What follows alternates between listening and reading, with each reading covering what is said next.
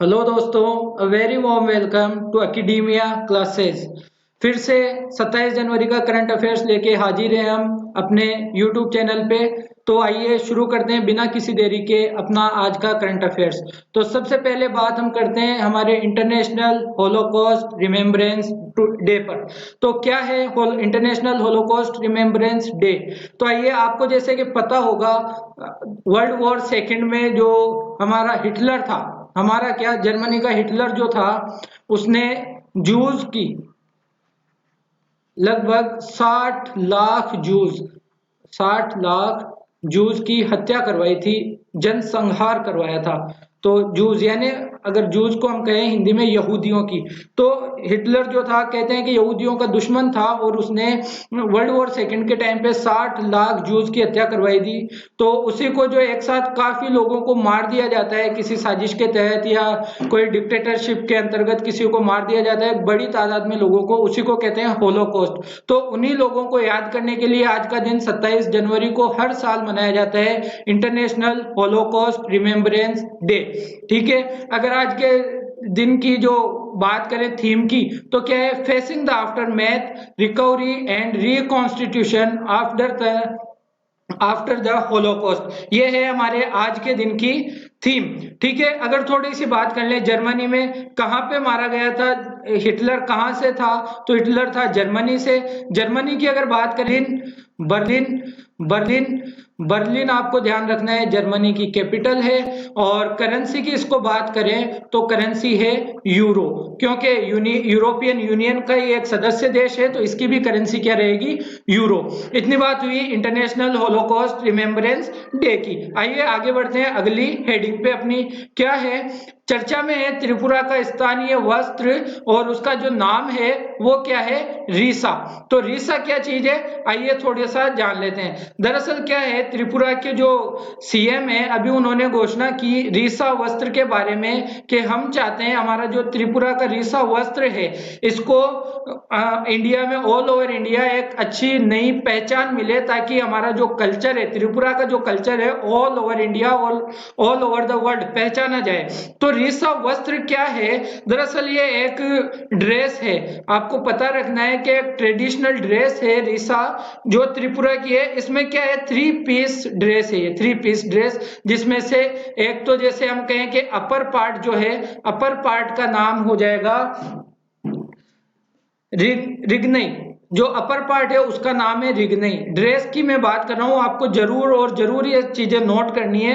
रिगनई है, जैसे कि ये लोग आपको नजर आ रहे हैं त्रिपुरा के लोग ट्रेडिशनल ड्रेस में। तो जो अपर पार्ट होता है, जैसे कि हम अगर नॉर्मली बात करें तो लेडीज का देखें, अगर शलवार कमीज और दुपट्टे की बात करें, तो दुपट्टा जो अपर पार्ट हो जाता है, उसको त्रिपुरा में जो रीसा ड्रेस है उसका नाम है रिगनई। इसके अलावा जो मिडल पोर्शन है ड्रेस का, मिडल पोर्शन, ठीक है, तो मिडिल पोर्शन को का नाम है रीसा। आपको ध्यान, ये बात आपको ध्यान रखनी है, पूरी ड्रेस का नाम रीसा नहीं है, जो ड्रेस का मिडिल पोर्शन है उसका नाम है रीसा। इसी के अलावा जो थर्ड पोर्शन है ड्रेस का, लोअर पार्ट जो है ड्रेस का, लोअर पार्ट भी आपको ध्यान रखना है, रिकुतु।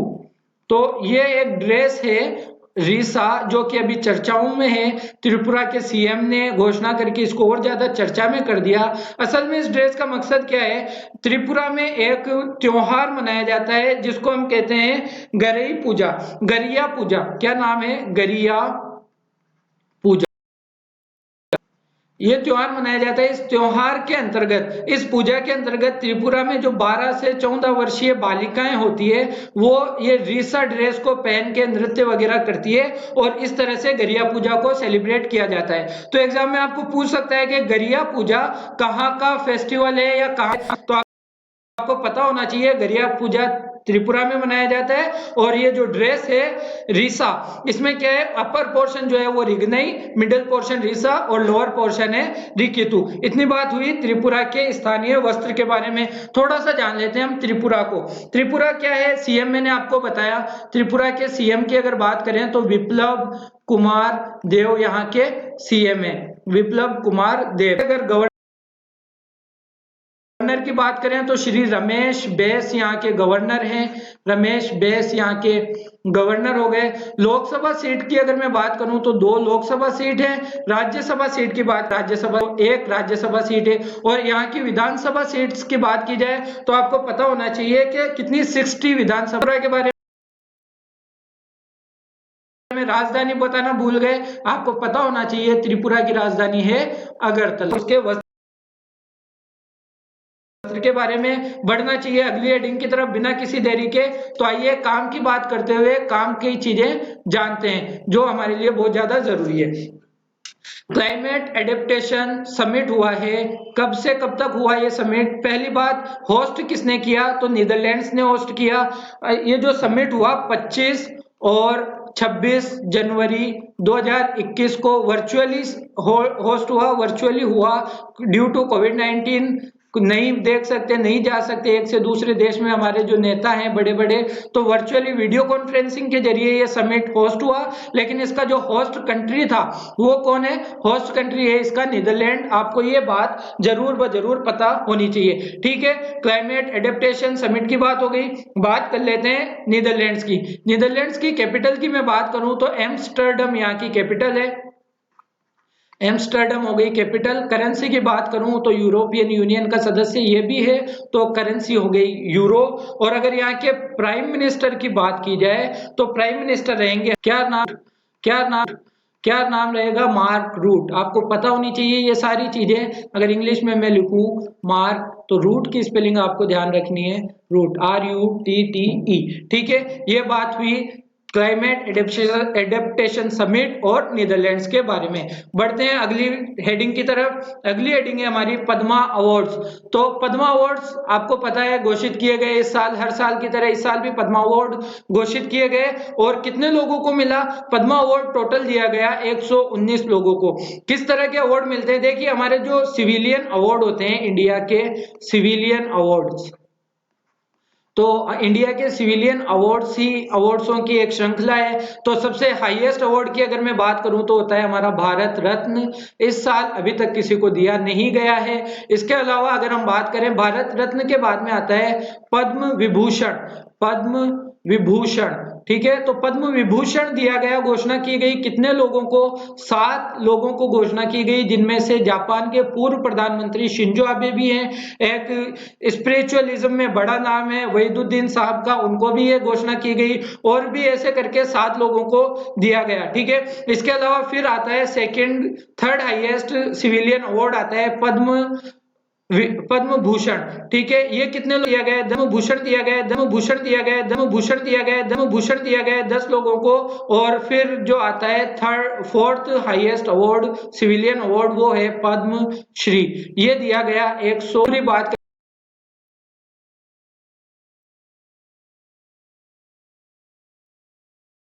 करेंगे पद्मा अवार्ड्स की हिस्ट्री से लेके वर्तमान तक का। पद्मा अवार्ड्स इस बार किस किस को दिया गया और इसकी हिस्ट्री क्या रही है, कब शुरू हुआ, किस तरह से शुरू हुआ, कमेटी कौन सिलेक्ट करता है कि किनको पद्मा अवार्ड्स देने, ये सारी बात करेंगे हम एक सेपरेट वीडियो के अंदर। तो वेट कीजिए उस वीडियो का और उसके बारे में हम सारी बातें करेंगे।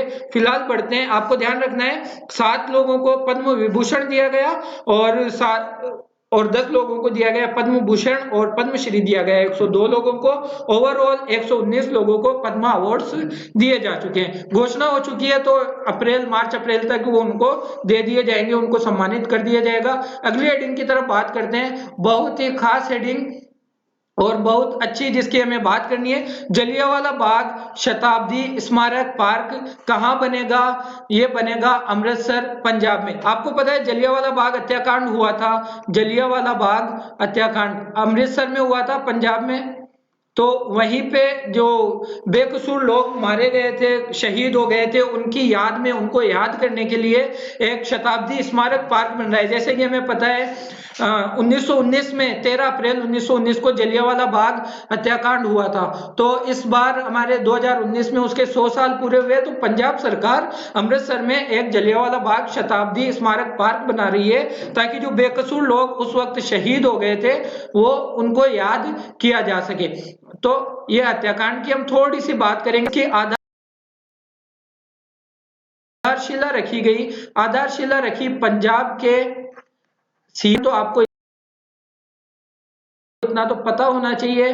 पंजाब के सीएम है हमारे कैप्टन अमरिंदर सिंह साहिब, ठीक है, कैप्टन अमरिंदर सिंह है पंजाब के सीएम। आपको पता रखना है कि पंजाब, इनके जो फादर थे वो पहले महाराजा रहे हुए हैं पंजाब के कहीं ना कहीं, क्योंकि एक बार केबीसी में ये सवाल पूछा गया था कि वर्तमान में भारत के कौन से राज्य के सीएम हैं जिनके फादर या दादा पहले महाराजा रहे हैं, तो इनके फादर या दादा जो इनके जिस वंश से ये आते हैं उस वंश का पंजाब में कहीं ना कहीं पहले राज चलता था, ठीक है। इसके अलावा बात कर लेते हैं जलियांवाला बाग हत्याकांड की। क्या हुआ, 13 अप्रैल 1919 को जनरल डायर ने अपने सैनिक 10 मिनट तक लगातार बिना रुके गोली चलाई गई जब तक कि गोलियां उनकी खत्म ना हो गई।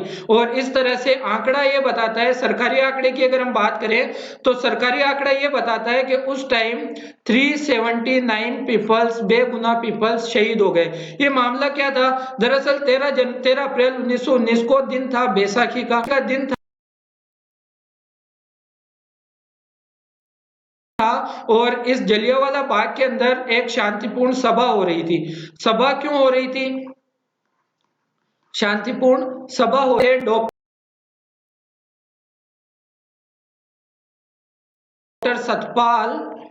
सतपाल और एक थे सैफुद्दीन किचलू,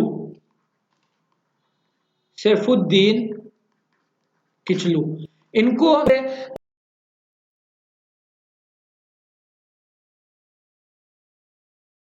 और इसी वजह से इनके विरोध में एक इनको छुड़ाने के लिए भाई किस तरह से इन्हें आजादी दिलाई जाए, इसीलिए यहाँ पे बैसाखी वाले दिन एक शांतिपूर्ण सभा का आयोजन हो रहा था। और किसी विद्रोह को रोकने के लिए पहले से जनरल डायर ने उन लोगों पे, बेकसूर लोगों पे क्या किया, गोलियां चलवा दी। तो ये बात हुई। इसके विरोध में क्या हुआ था, इसके विरोध में एक पर्सन का नाम आपको ध्यान रखना है। ये जो जलियांवाला हत्याकांड हुआ तो पर्सन का नाम आपको ध्यान रखना है, सर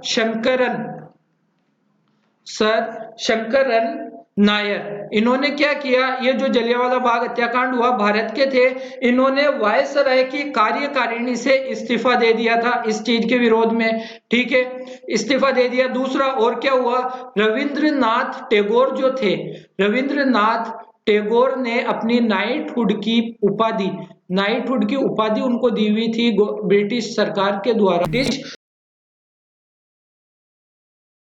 सरकार को जलियांवाला बाग हत्याकांड के विरोध में। तो ये फैक्ट्स आपको जरूर ध्यान रखना है, एग्जाम में कई बार पूछा जा चुका है और पूरी संभावना है कि एग्जाम में आगे भी कई बार ये चीजें पूछी जाएगी, ठीक है। तो इतनी बात हुई तो कुछ ना कुछ क्वेश्चंस तो बनता ही है। तो एक क्वेश्चन मैं आपके लिए लाया हूं, क्वेश्चन ये बताओ कि जो नाइटहुड उपाधि की हमने बात की है, तो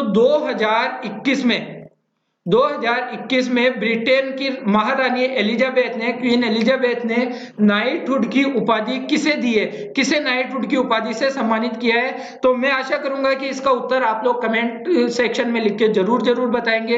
एकेडमिया क्लासेस स्टूडेंट्स है, ऑफलाइन स्टूडेंट्स है, उनसे तो ये 100% उम्मीद की जाती है कि उनका आंसर वीडियो अपलोड होने के बाद में कमेंट सेक्शन में नजर आएगा, ठीक है।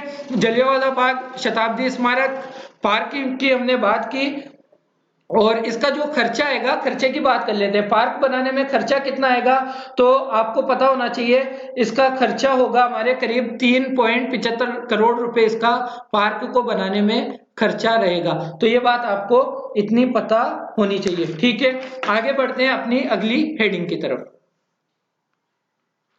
अगली हेडिंग क्या है, अगली हेडिंग है 51st international film festival of India में जो गोल्डन पिकॉक अवार्ड दिया गया है, वो किस फिल्म को गोल्डन पिकॉक अवार्ड मिला है। तो ये चीज आपको बतानी है, बताइए क्या है। तो पहली बात मैं आपको बता दूं, जो 51st international film festival of India हो रहा कहाँ है, गोवा में, हमेशा गोवा में ही होता है। तो ये बात तो आपको पता ही होनी चाहिए कि हमेशा गोवा में होता है, तो इस बार भी गोवा में ही होगा, ठीक है। इसके अलावा इसकी जो जूरी है, इसके लिए जो जूरी थी जो ये सिलेक्ट करती है कि किसको अवार्ड दिया जाएगा, तो इसकी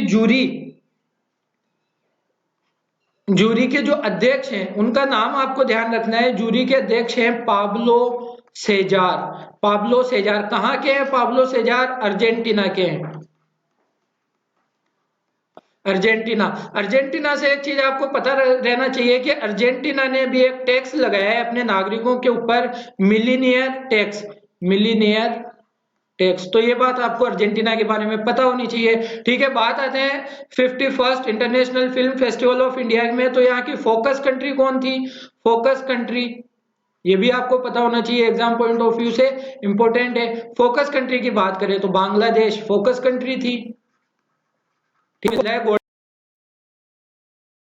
गोल्डन पिकॉक अवार्ड। अब आते हैं इस पे, और आपको पता होना चाहिए गोल्डन पिकॉक अवार्ड जिस फिल्म को मिला है वो है इन टू दी डार्कनेस। ये पिक्चर का नाम है जिसे ये अवार्ड मिला है। क्या है? डेनिश मूवी है, डेनिश भाषा की ये मूवी है।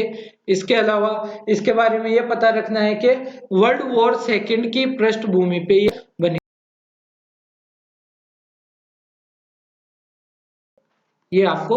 ये आपको पता होना चाहिए। इतना international film festival of India जो 51st हुआ गोवा में, उसके बारे में। ठीक है, आगे बात करें अगली चीज पे, तो क्या है? आईएमएफ की भविष्यवाणी। हाँ, आईएमएफ ने ये घोषणा की है कि जो फाइनेंशियल ईयर 2021 रहेगा, फाइनेंशियल ईयर 2021 जो रहेगा, इसमें इंडिया की जो ग्रोथ रेट रहेगी पॉजिटिव रहेगी, और कितनी? 11.5%, 11.5% इंडिया की ग्रोथ रेट रहेगी। वहीं अभी जो चल रहा है फाइनेंशियल ईयर चल रहा है, फाइनेंशियल ईयर की बात करें 2020 की, तो उसमें आईएमएफ ने ये घोषणा की थी कि इंडिया की जो ग्रोथ रेट रहेगी वो माइनस में करीब 8% रहेगी। आईएमएफ ने बताया था करीब 7.7%, तो 8% के करीब माइनस में फाइनेंशियल 2020 में इंडिया की ग्रोथ रेट रहने वाली है। फाइनेंशियल ईयर का थोड़ा सा समझ लेते हैं, फाइनेंशियल ईयर क्या होता है? फाइनेंशियल ईयर एक्चुअली में 1 अप्रैल, जैसे अगर अभी जो फाइनेंशियल ईयर चल रहा है उसकी बात करें तो 1 अप्रैल 2020 से शुरू होके 31 मार्च 2021 तक ये फाइनेंशियल ईयर चलेगा। और इस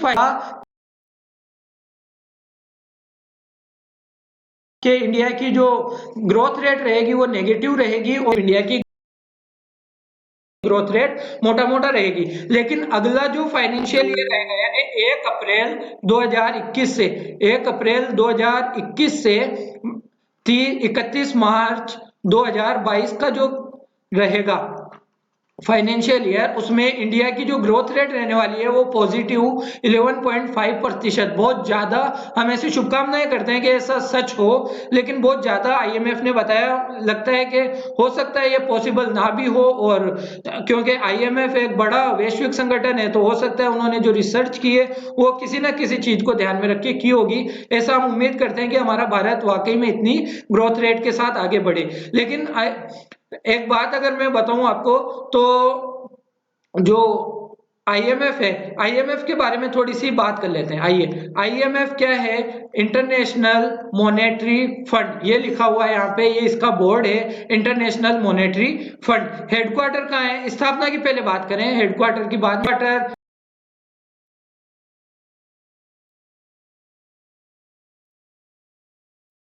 कहाँ है? हेडक्वार्टर का आपको पता होना चाहिए, वॉशिंगटन। और क्या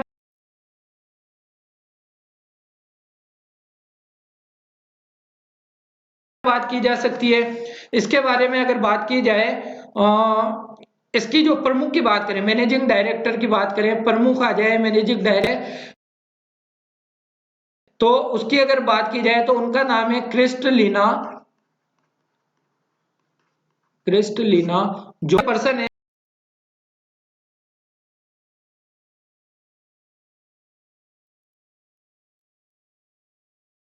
जो यहाँ पे चीफ इकोनॉमिस्ट की पोस्ट पर है, चीफ इकोनॉमिस्ट। तो उनको आप कभी नहीं भूलना है, इकोनॉमिस्ट, जब तक ये इस पोस्ट पे हैं। और इनका नाम है गीता गोपीनाथ। तो जरूर जरूर आपको आईएमएफ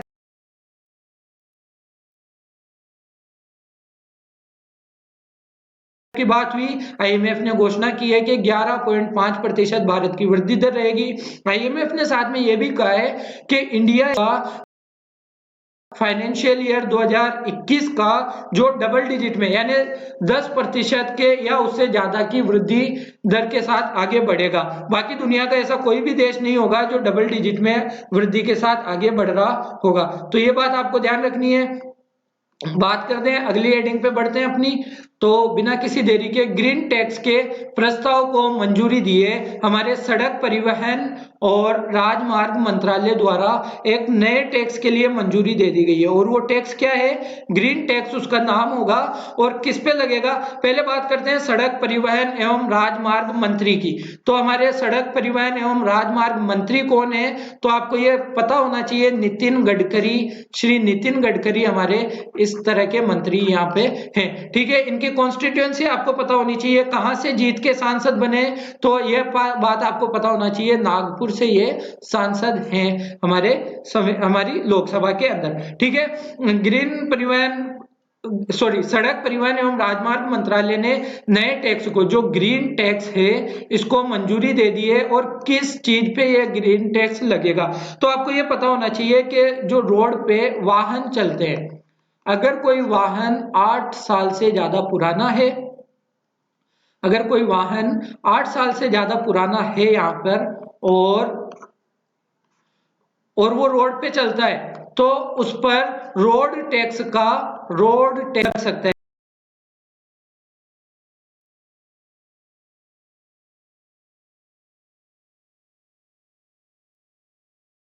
लेकिन अगर हम बात करें हाईली पोल्यूटेड सिटीज की, जैसे दिल्ली हो गया हमारा, कानपुर हो गया, ये क्या है? हाईली पोल्यूटेड सिटीज है। अगर इन पे कोई इस तरह का वाहन चल, पोल्यूशन होता है, तो क्या होगा? इन पे जो टैक्स है वो 50% तक लग सकता है, रोड टैक्स का। ठीक है, ये बात आपको पता रखनी है और ये इंपॉर्टेंट चीज है, एग्जाम्स में जरूर ब जरूर पूछी जाएगी, तो आपको भूलना नहीं है। ठीक है, अगली हेडिंग पे बात करें, हिस्से पे कॉन्टे, इन्होंने क्या कर दिया? इस्तीफा दे दिया। तो क्यों इस्तीफा दिया? ये है गिसेपे कॉन्टे साहब, इस्तीफा क्यों दिया? दरअसल कोविड-19 के जो सिचुएशंस है, हालात बहुत ज्यादा खराब होते जा रहे हैं, खराब हो रहे हैं। तो इन्होंने अपनी जिम्मेदारी समझते हुए, हालात खराब हुए हैं, उनमें सरकार की कहीं ना कहीं कोई भूमिका ना हो, लेकिन फिर भी इन्होंने इस खराब हालात की वजह से क्या कर दिया? इस्तीफा इन्होंने दे दिया। ठीक है, और इनका इस्तीफा वहां के राष्ट्रपति द्वारा मंजूर भी कर लिया गया है। ठीक है, ये बात थी इटली की। तो इटली के बारे में थोड़ी सी मैं बात करना चाहूंगा आपके साथ। ये है इटली का मैप हमारा। और देखो, ये जो इटली है एक प्रायद्वीपीय कंट्री है। तो पहली बात इटली की कहेंगे कि प्रायद्वीपीय कंट्री है, प्रायद्वीपीय देश है, क्योंकि तीनों तरफ से कहां से घिरा हुआ है? पानी से घिरा हुआ है। इसके ये वाला एरिया आपको नजर आएगा, ये है भूमध्य सागर। तो आपको पता रखना है, भूमध्य सागर में निकलता है हमारा इटली प्रायद्वीप। ठीक है, इसके बारे में किस किस देश से इसकी बॉर्डर लगती है, तो आपको पता होना चाहिए। फ्रांस से लगती है, स्विट्जरलैंड से लगती है, ऑस्ट्रिया से लगती है, स्लोवेनिया से लगती है। ये हैं जो इटली से बॉर्डर शेयर करते हैं। ठीक है, इटली की कैपिटल आपको पता होनी चाहिए। इटली की कैपिटल क्या है? रोम है। इसके अलावा यहाँ की करेंसी यूरो, यहाँ की करेंसी यूरो है।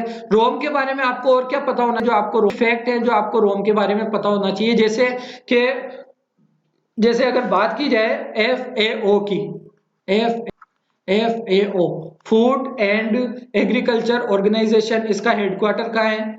रोम में, इटली में। इसके अलावा बात की जाए WFP की, वर्ल्ड फूड प्रोग्राम की बात करें, तो इसका भी हेडक्वार्टर रोम में है। इसके अलावा एक और है IFAD, ये क्या है? International fund for agricultural development, international fund for agricultural development. ये इन तीनों का हेडक्वार्टर कहाँ है? रोम में है, आपको ध्यान रखना है। इसके अलावा रोम दुनिया था जिसकी जो जनसंख्या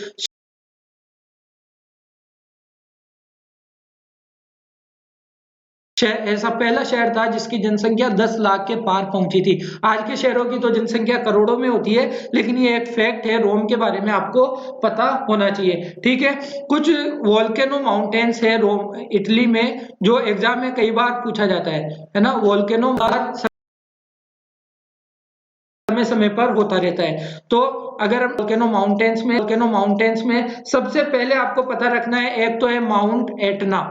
माउंट एटना कहाँ पे है? सिसिली में। सिसिली जो द्वीप है, सिसिली द्वीप, यहाँ पे एक माउंट है, माउंट एटना। देखो ये जो द्वीप है इटली का, तो यहाँ पे एक माउंट है, माउंट एटना। यहाँ पे समय समय पर ज्वालामुखी उद्गार होते रहते हैं। एग्जाम पॉइंट ऑफ व्यू से मोस्ट मोस्ट मोस्ट इंपोर्टेंट आप इसको लगा सकते हैं। इसके अलावा माउंट स्ट्रोम्बोली है, माउंट स्ट्रोम्बोली ये भी है, यहाँ पे भी, ये भी इंपॉर्टेंट है, एग्जाम पॉइंट ऑफ व्यू से बहुत बार पूछा जा चुका है। इसके अलावा एक माउंट और आपको ध्यान रखना है, माउंट वेसुवियस।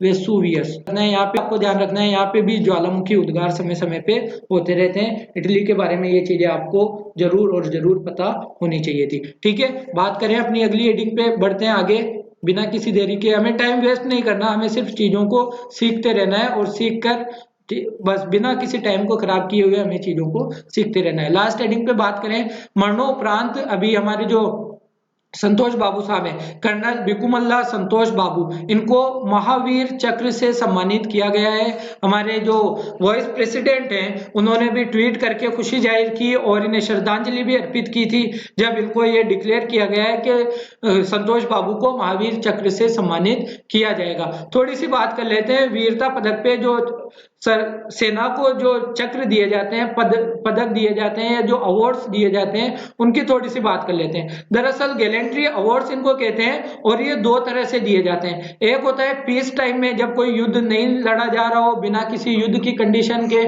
पीस टाइम में कोई सैनिक हमारा, कोई जवान अच्छा काम करता है, बहादुरी वाला काम करता है, अपना हुनर दिखाता है, तो ये अवार्ड दिया जाता है। और दूसरा एक दिया जाता है वॉर टाइम में, यानी जब युद्ध चल रहा हो किसी देश के साथ, तो अवार्ड दिए जाते हैं। ठीक है, तो मैंने थोड़ा सा उल्टा लिख दिया।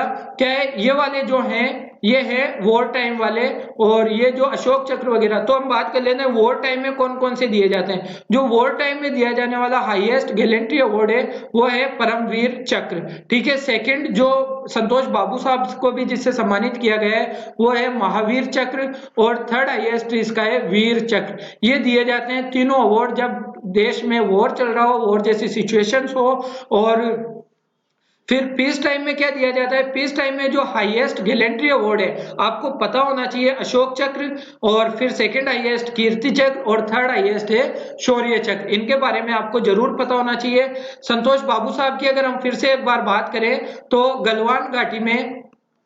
गलवान घाटी में आपको पता है कि चीन के साथ हमारी पिछले एक साल से जो तनातनी है वो जारी है।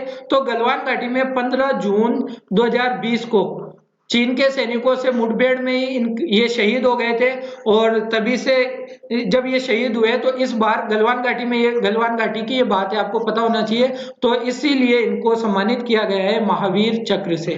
ठीक है, सेकंड हाईएस्ट अवार्ड होता है ये, सेकंड हाईएस्ट गैलेंट्री अवार्ड होता है। कब? वॉर टाइम में।